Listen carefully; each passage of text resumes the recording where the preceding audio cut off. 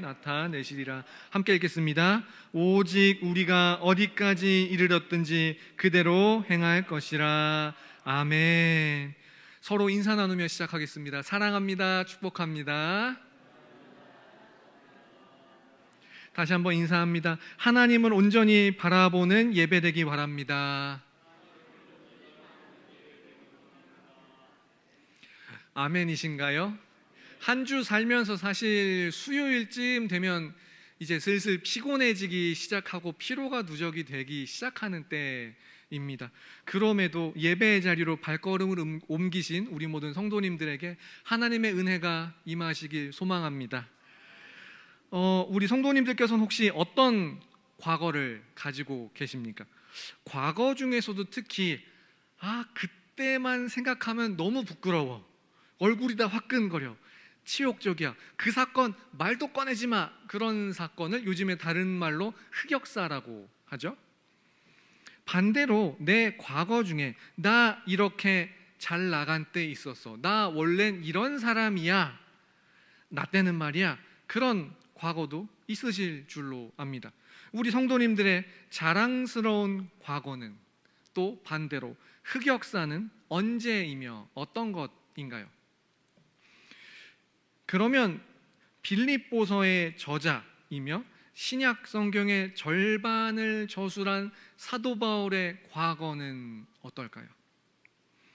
이 사도 바울, 얼마나 그 과거는 대단할까요?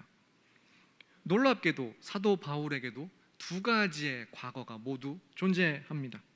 굳이 따지면 흑역사라 할 만한 사건도, 반대로 유대인들에게 나 이런 사람이야, 내가 당신들보다 더 잘 알아, 내가 더 엘리트야 라고 바울을 반대하고 박해하는 유대인들에게 당당하게 주장할 만한 과거도 있습니다. 실제로 이 빌립보서 안에서 제시를 하죠.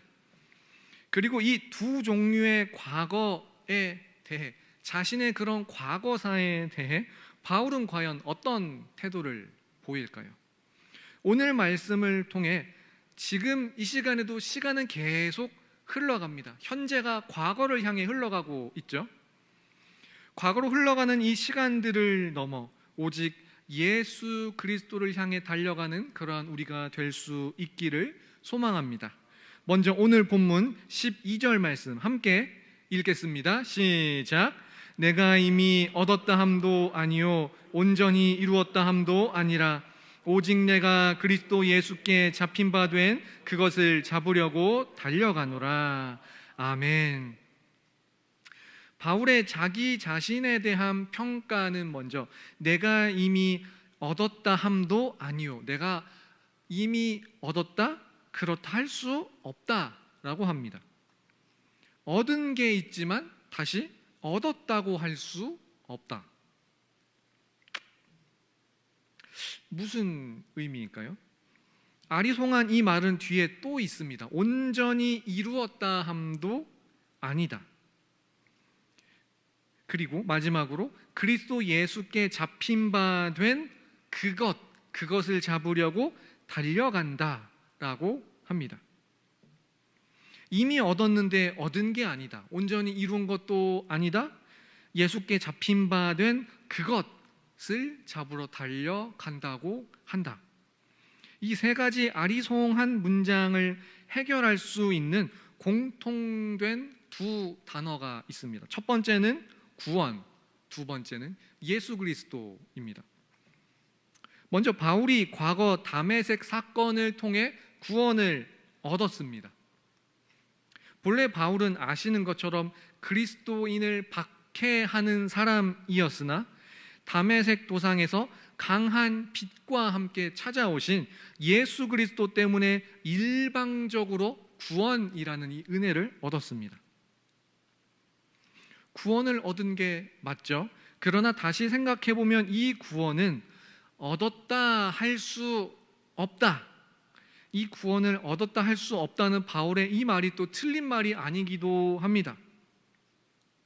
주님 나라에 도착하기까지 우리는 계속해서 하나님 나라를 향해 달려가는 중입니다. 죽어도 언제든지 천국 갈 수 있으니까 우리의 인생은 끝이다라고 하지 않고 우리는 하루하루를 그냥 살지 않습니다. 예수 그리스도를 닮아가려고들 그렇게 치열하게 사실 줄로 압니다. 이런 것을 교리적으로 표현하면 성화라고 합니다.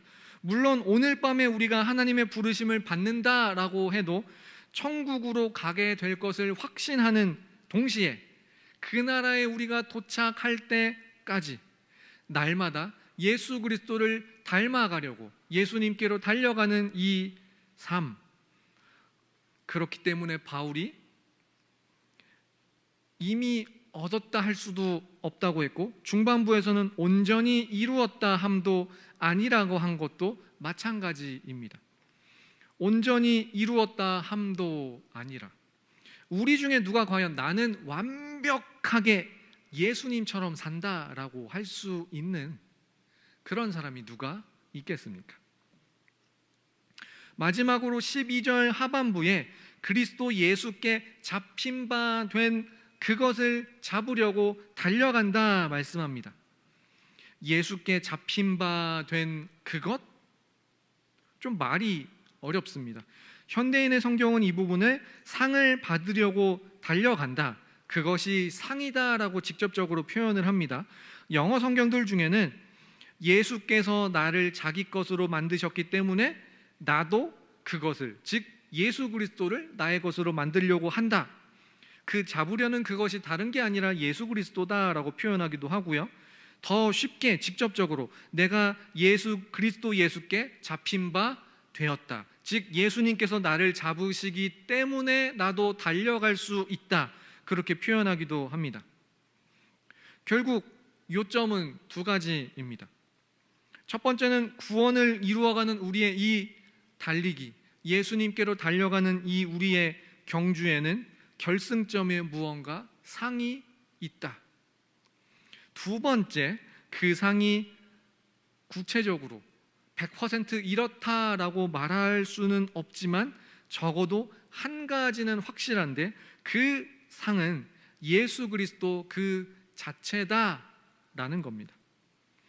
예수 그리스도라는 표대를 향하여 이렇게 달려가라 말씀하는 겁니다. 우리 14절 말씀 함께 읽겠습니다. 시작. 표대를 향하여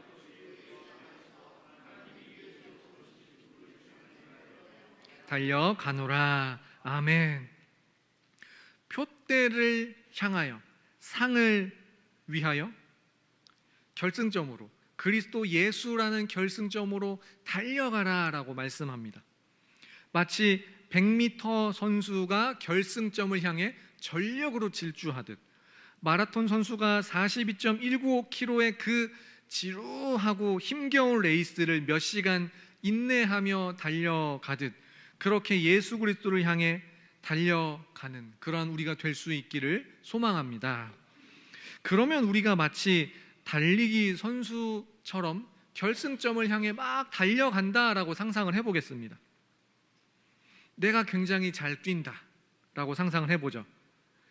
뛰는 사람의 마음가짐이 어떨까요? 뛸 때 예를 들어 지금 내 앞에 있는 저 선수가 나를 제쳤는데 말이지, 내가 못 막았어 라는 후회를 할 사이가 있을까요? 아니면 아까 내가 저 뒤에 있는 사람 제쳤잖아, 그 어떤 그 비웃음, 자랑스러움이 있을까요? 나중에 경기를 마치고 경기 영상을 돌려볼 때는 이런 생각 얼마든지 할 수 있을 겁니다. 그러나 적어도 뛰고 있는 동안에는 아무 정신이 없을 겁니다.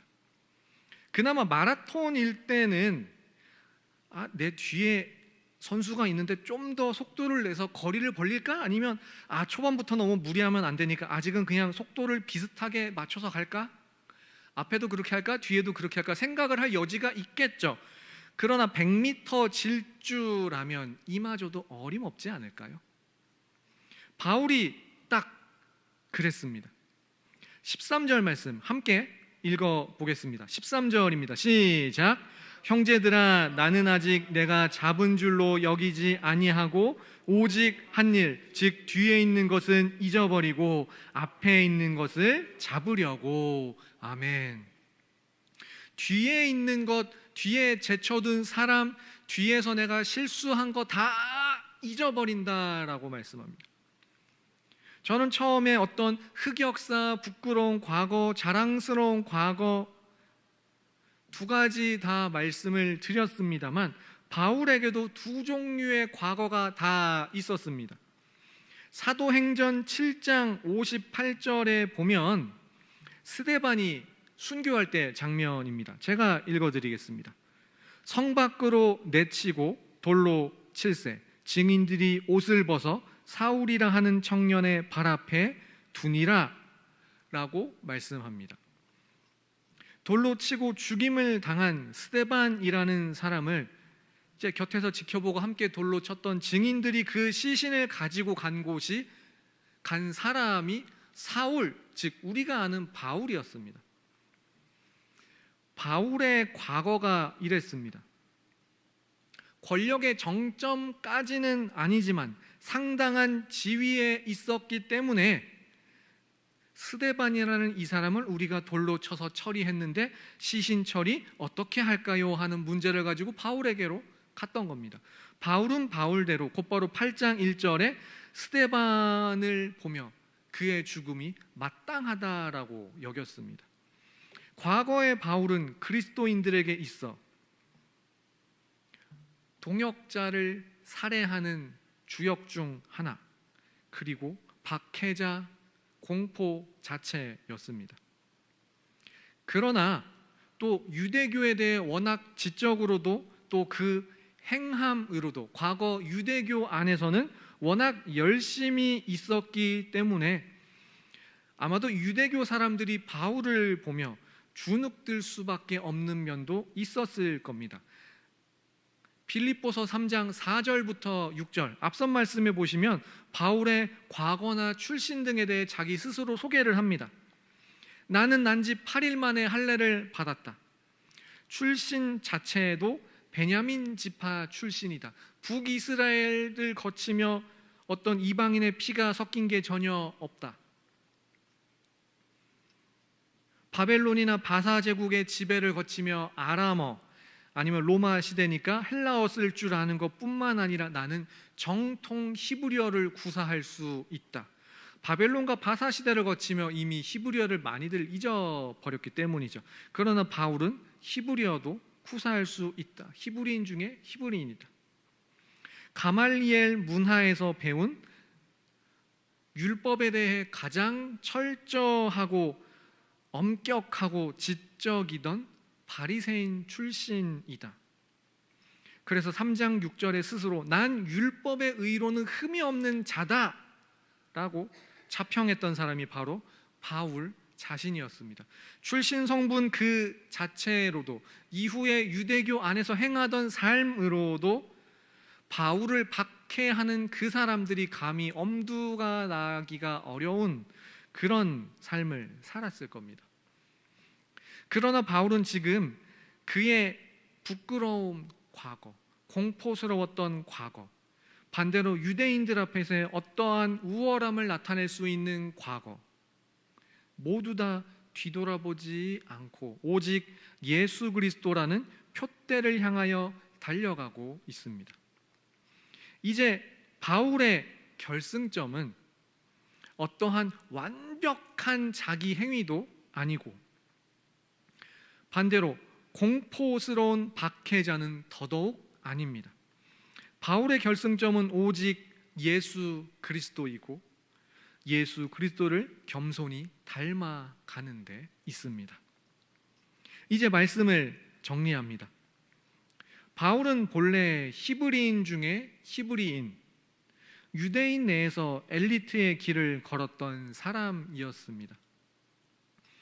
반대로 예수님을 믿기는커녕 박해하던 사람이었고 스데반 순교의 그 주범 중 한 사람이었습니다. 그러나 다메섹 도상에서 기적적으로 구원을 받았죠. 이후 바울의 삶은 이렇습니다. 스데반 순교의 주범 중 하나라는 끔찍한 그 박해자의 과거, 반대로 히브리인 중 히브리인, 유대인 중에서도 가장 철저하게 유대교를 믿었고 엘리트인 자랑스러운 과거, 모두 다 이 뒤의 것들은 더 이상 돌아보지 않고 오직 예수 그리스도라는 결승점을 향해 예수 그리스도를 더 닮아가는 성화의 길로 나아간다라고 말씀합니다. 이제 우리의 구원, 우리의 신앙생활은 어떻습니까? 내 과거, 내 흠결, 내 연약함, 내 죄, 반대로 내 어떠한 자랑스러운 행동 다 뒤로 하고 오직 예수 그리스도를 향해 달려가는, 예수 그리스도를 닮아가는 그러한 우리가 될 수 있기를 소망합니다. 아멘. 이 시간 함께 찬송하겠습니다.